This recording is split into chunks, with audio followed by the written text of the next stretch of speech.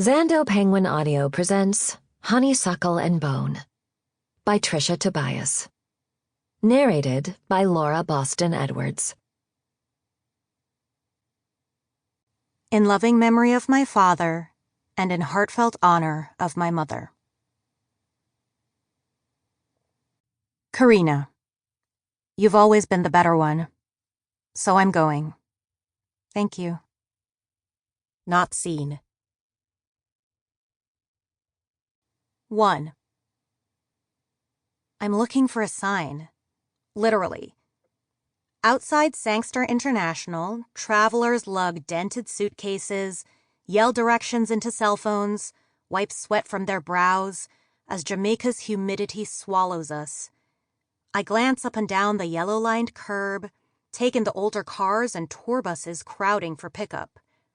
Just under the symphony of car horns, music plays. And I know that bass, those drums. Bob Marley and the Wailers' Three Little Birds. Every other Saturday morning at home, while the house was still dark, Mom and I would scrub the place from top to bottom, this song in the background.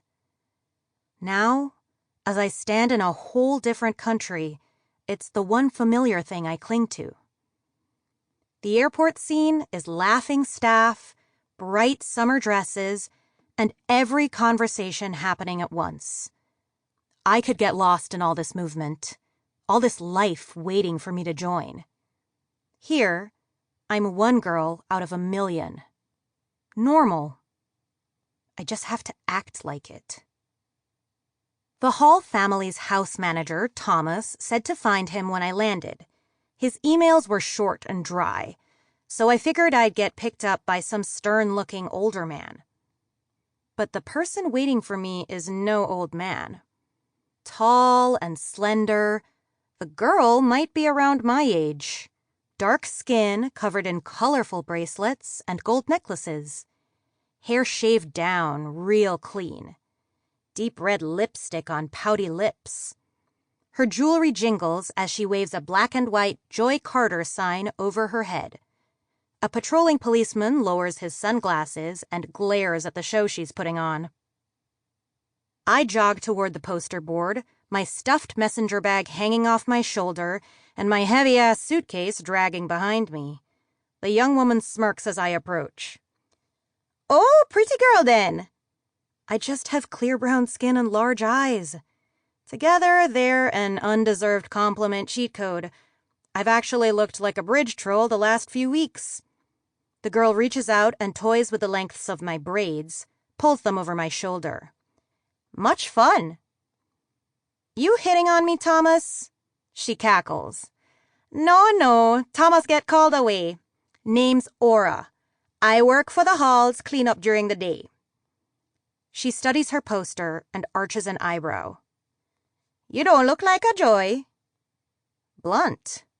Very blunt. "You know, everyone but my parents would agree with you. I go by Carina, middle name." Aura grins. "Carina Rena? Yeah, I can work with that. Love a nickname." The gleaming blue and white emblem on the car freezes me. The articles and videos seem true. The halls must have some money. "So you clean and chauffeur?" "No. But when Thomas Aim needs someone to pick up the new girl, I jump and change out my uniform. I have to escape the house." Aura takes me in, makes a little face that says what I already knew. My travel outfit is trash. An old white Tough Gong tee and some off-white sweats. A ghost next to all her color. "And had to see who come. We need fresh blood. Most of staff already shaking hands with Lord Jesus himself." Oh, I like her. We struggle to load my 2 bulky bags in the back of the car, then hop in, after she nudges me to the passenger seat on the left. I'm getting used to this when Aura extends a brown, oil-stained paper bag toward me. "Long drive, so I got you beef patty. But don't get no crumbs on the floor. Mrs. Hall will lecture me for the mess, believe that. That warning is the first thing Aura's said that didn't sound like a joke, and after what I've researched about the Halls, I believe her. But I'm so hungry, I'm willing to risk that lecture. Before I boarded my flight at JFK, my stomach was doing flips, so I didn't try to eat. Now, one peek of that flaky yellow crust and my mouth's watering. "Oh, but it's juicy beef," she says. "And you're from New York. You probably like tasty then? Or golden crust?" I don't know the difference. Didn't know there was a beef patty brand war. It's a small thing, but the tinge of embarrassment is there. If I don't learn this shit quickly, I'm gonna get my Jamaican American card revoked. There's a knock on Aura's window. That police officer with the sunglasses. My pulse skyrockets. I press my back against the seat, hug myself. His raised voice carries through the glass. "You cannot idle here, ladies. Busy, busy. Time to go." "Of course, sir," Aura replies with a smile. There's a gap between her front teeth. Aura offers me the paper bag again, and I take it. She puts the car in drive, mutters, "Kiss my ass," before pulling away. Aura cranks the radio volume to blasting. I lower the window, let the breeze cool my face. Dance hall booms through the speakers, and the world rushes by. I'm surrounded by vivid flowers in bloom, sunset orange and blush pink painting the petals.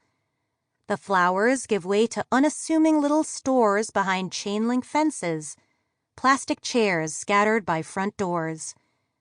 The wide blue sky is streaked with power lines. Aura weaves through the tightly packed streets, avoids hustling delivery men on bikes, and pedestrians too impatient to cross at the light. In the distance, I see mountains crowned in lush grass, and a horizon I could chase forever and never reach. I imagine myself walking along city sidewalks, sipping a bottle of champagne soda, the hours dripping away like melting ice. For the first time in a while, I imagine what it's like to feel okay. Aura dials down the music. My fantasy dissipates like smoke. "Serena, let me explain something," she begins. "The Hall's house, it big, yes, but also very small, if you understand. So if we're working together, we need to know each other, and good." I take a careful bite of the still hot patty, shift in my seat. The Scotch bonnet pepper torches my tongue, hotter than I'm used to. I fight back a cough. "What do you want to know?" Aura shakes her head. Her dangling teardrop earrings hit her cheekbones. "I hate small talk. Bore me to death. How about 2 truths and a lie?" A knot forms right at the base of my throat. I gulp. It doesn't move. "I'm not that interesting," I reply. "Nah, don't do that." She peers at me out of the corner of her eye. "Come, play." It'll get awkward if I keep protesting. I'm trying to make friends, not push them away. And I used to love this game at parties, rarely lost. I nod. Aura shows off that tooth gap again. "I'll do ya kindness. Me first." She hums for a moment. "Okay. I'm late to everything. Been confirmed or baptized at least 5 times, looked at a lot of churches, and been to a nude beach." Interesting. Well, she had to be at the airport a little early to be waiting on me, so maybe not that one. She doesn't seem shy about her body with her cropped tank top and cut-off shorts, but... I scan the bundle of necklaces draped around her neck. Almost all of them are that greenish yellow-gold color. Probably fake, but one is a cross. Tarnished, so real gold. It means something to her, and she's had it for ages, which just leaves the new. Sample complete. Ready to continue?